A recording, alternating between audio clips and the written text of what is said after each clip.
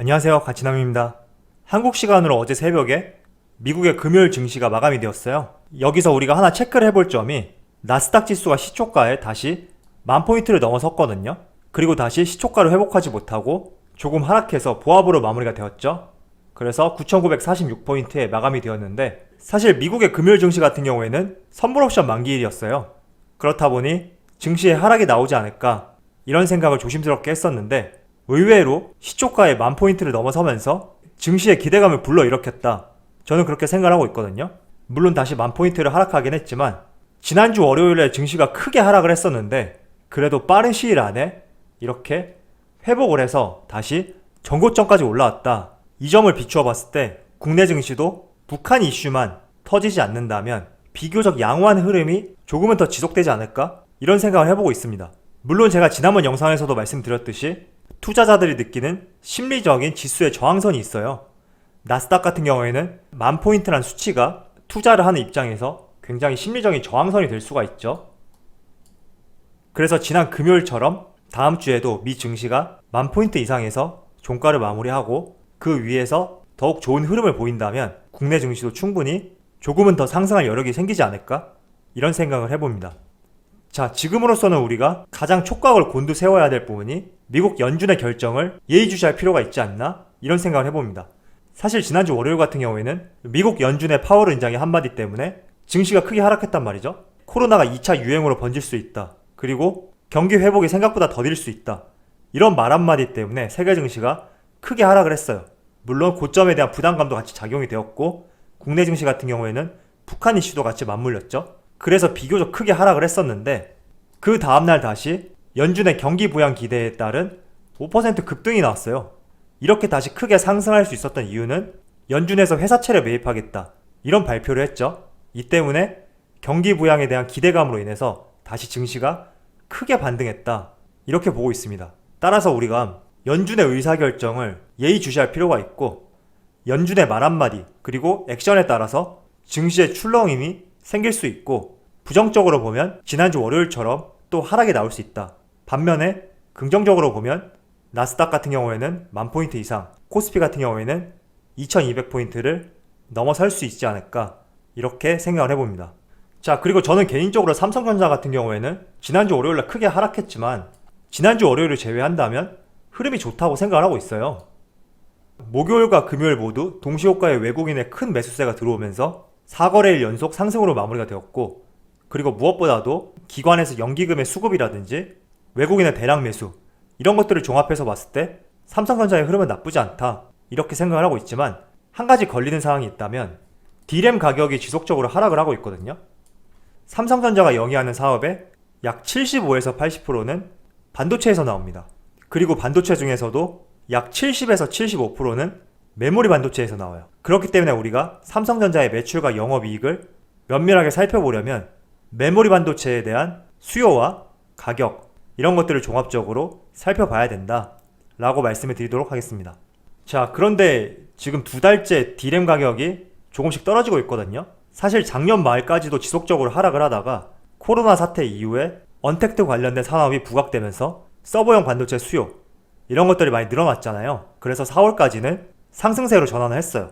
그래서 3달러 이상까지 올라갔었지만 다시 2달러대로 하락했다라는 것을 알 수 있고요.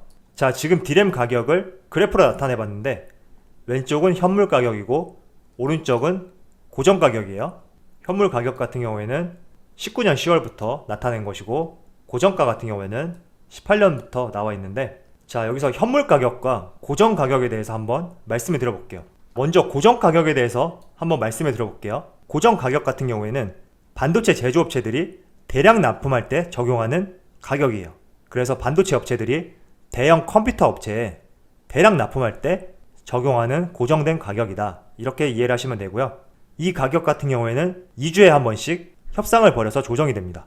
자, 그리고 반면에 현물 가격 같은 경우에는 반도체를 필요로 하는 중소기업이나 개인 소비자가 유통업체와 거래하는 시장 가격이에요.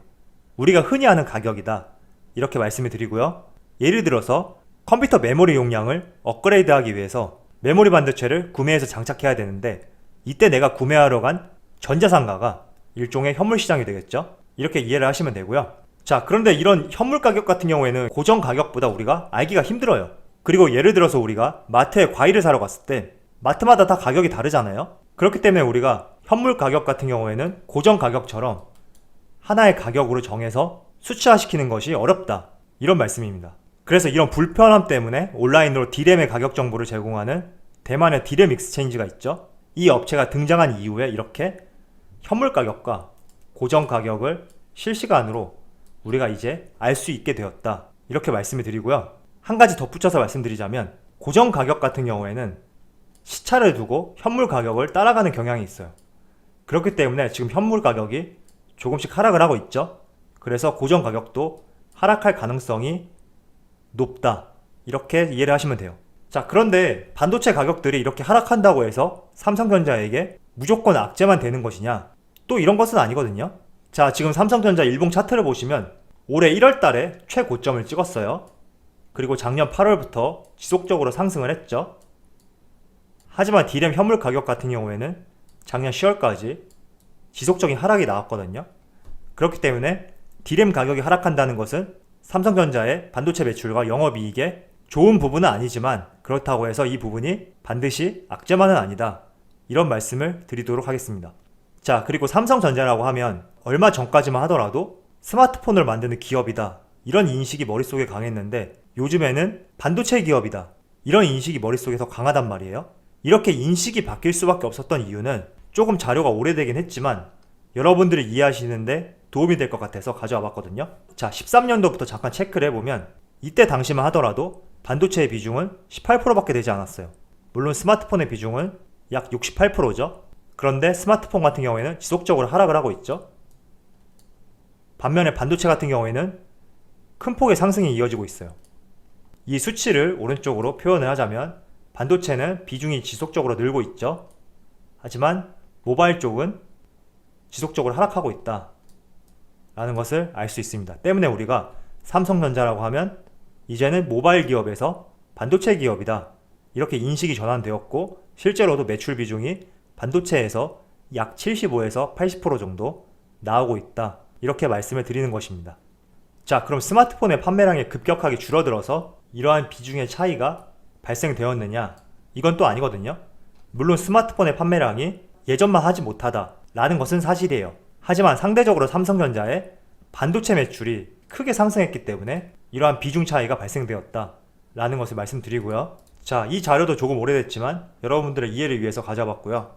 17년도 2분기까지 나와 있는 모바일, 반도체, 디스플레이, 가전 업종들의 영업이익인데 모바일 쪽을 보시면 2012년과 2017년을 비교했을 때 큰 차이가 없어요. 물론 중간에서는 파동이 있지만 5년 주기를 놓고 봤을 때 큰 차이가 없어요. 반면에 반도체 같은 경우에는 2012년도 당시에는 영업이익이 약 1조였지만 2017년에는 무려 8배나 상승됐다 라는 것을 알 수 있고요. 이 때문에 반도체의 비중이 압도적으로 치고 올라가는 중이다, 이렇게 말씀을 드리도록 하겠습니다.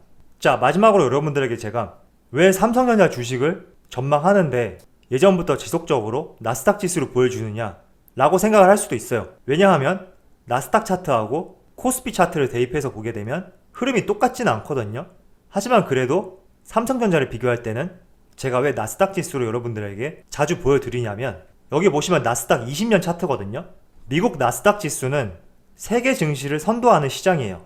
그렇기 때문에 우리가 선두의 역할을 한번 잘 지켜볼 필요가 있고 지금 20년 차트를 봤을 때도 이렇게 지속적인 성장이 나오고 있단 말이죠. 물론 중간에서는 출렁임은 있어요. 하지만 큰 흐름을 볼 때는 지속적으로 미국 나스닥 지수는 성장을 하고 있죠. 약 17년 전인 2003년 당시에는 2000포인트였지만 지금은 10,000포인트이기 때문에 앞으로 해가 지나면 지날수록 10,000포인트도 우리가 내려다볼 시점이 올 것이다, 저는 그렇게 생각하고 있고요. 반면에 국내 증시 같은 경우에는 나스닥 지수처럼 이렇게 흐름을 맞춰서 움직이는 종목들이 없어요. 삼성전자를 제외하고는. 그렇기 때문에 제가 여러분들에게 삼성전자를 보여드릴 때 항상 나스닥 지수를 보여드리는 것이고 지금 삼성전자의 20년 차트를 보게 되면 마찬가지로 지속적인 성장이 나오고 있단 말이에요. 물론 중간에 하락 구간과 횡보 구간도 존재해요. 하지만 큰 흐름을 놓고 봤을 때는 지속적으로 성장하고 있다, 이렇게 말씀을 드리고 언젠가는 지금 시점인 53,000원도 위에서 내려다보는 시점이 올 것이다. 저는 그렇게 생각하고 있습니다. 자, 그리고 마지막으로 삼성전자 같은 경우에는 분기 배당을 실시하고 있죠. 이번 달에도 배당이 나와요. 자, 여기 차트를 보시면 삼성전자 보통주와 우선주 모두 한 주당 354원씩 배당이 나올 거거든요. 그래서 여러분들이 이 배당을 받고 싶으시다면 제가 예전에도 배당 받는 날짜를 설명해 드렸죠. 6월 마지막 날이 배정 기준일이 되고 그 전날이 배당 락일이 되죠. 그리고 그 전날이 배당 기준일이 됩니다. 그런데 주말이 껴있기 때문에 건너뛰어서 6월 26일이 배당 기준일이에요. 그래서 여러분들이 삼성전자 배당을 받으시려면 반드시 26일까지 종목을 들고 있어야 된다. 이렇게 말씀을 드리고요. 배당을 받으시면 여러분들의 증권 계좌로 특정한 날짜에 배당금이 지급이 될 거예요. 그래서 이 배당금으로 다른 종목에 투자를 하던 다시 삼성전자를 매수하던 가족들과 외식을 하던 이렇게 하시면 되니까 혹시나 삼성전자를 이익 실현하시려고 계획 중이신 분들은 다음 주에 주가의 흐름이 평범하다면 금요일까지는 가급적이면 들고 있고 월요일날 차라리 매도해서 배당을 받는 것이 낫지 않을까? 저는 그렇게 생각을 해봅니다. 자, 그럼 오늘 영상 여기서 마치도록 하고요. 내일 다시 주식시장이 개장이 되는데 저번 주 월요일처럼 힘든 하루가 발생되지 않고 다음 주부터는 좋은 한 주가 되었으면 좋겠습니다. 그럼 마치도록 하겠습니다. 감사합니다.